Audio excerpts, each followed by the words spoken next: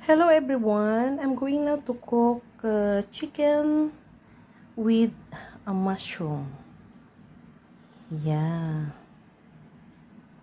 this is for our lunch. Ready na po ang ating fry pan. Magluto na po tayo at lagyan natin ng kunting mantika.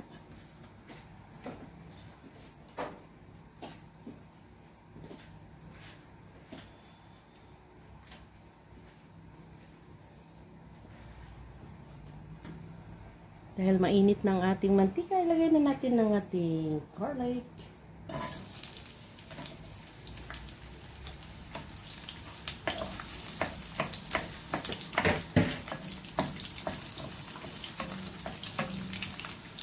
Dahil brown na po ang ating garlic, sunod na po natin ang ating onion.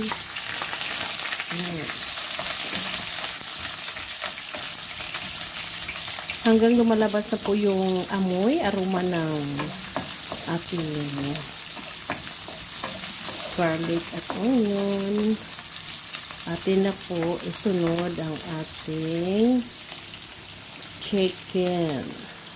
Isunod na po natin ang ating strips chicken breast.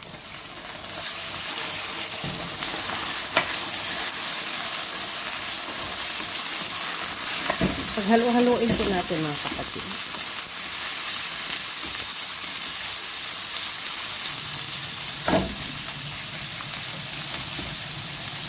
Lagyan natin ng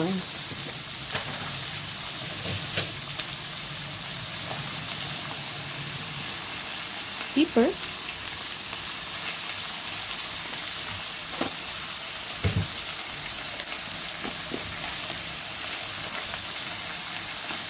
Salt.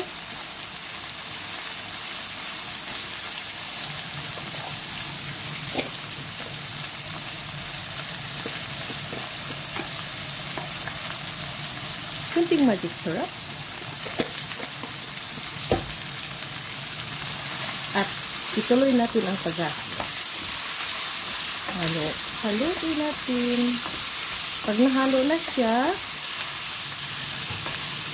ay atin po siyang tatakpan within 3 minutes. Sa mahinang apoy lamang. Ayan. Balikan natin within 3 minutes. Guys, tapos na po ang 3 minutes. So, ating titingnan. Ayan. Paghalo-haloin natin ulit. At atin idagdag ang mushrooms. Ayan. Paghaloin natin ulit.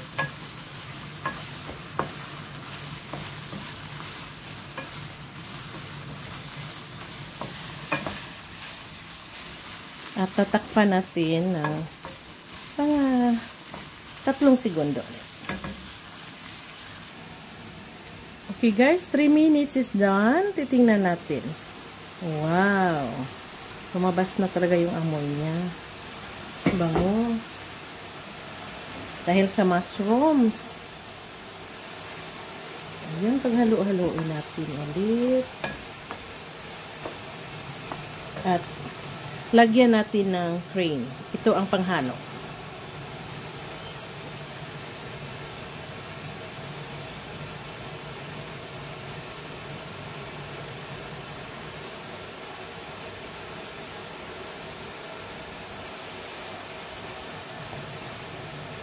Haluin ang haluin.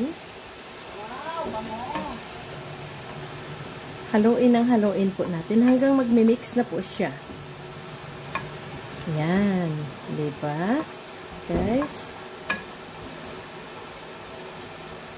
Tapos, isit natin ng mga 2 minuto. Takpan natin ulit.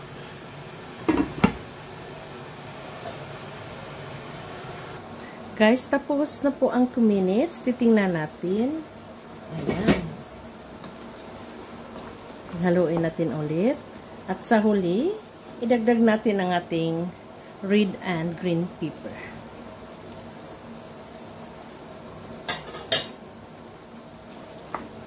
Huwag mo po patagalan hanggang mga 2 minutes lang po ito.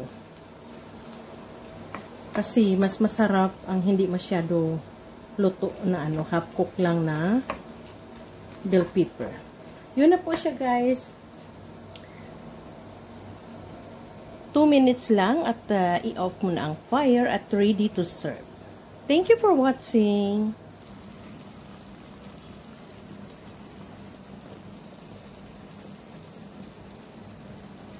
Thank you for watching ulit.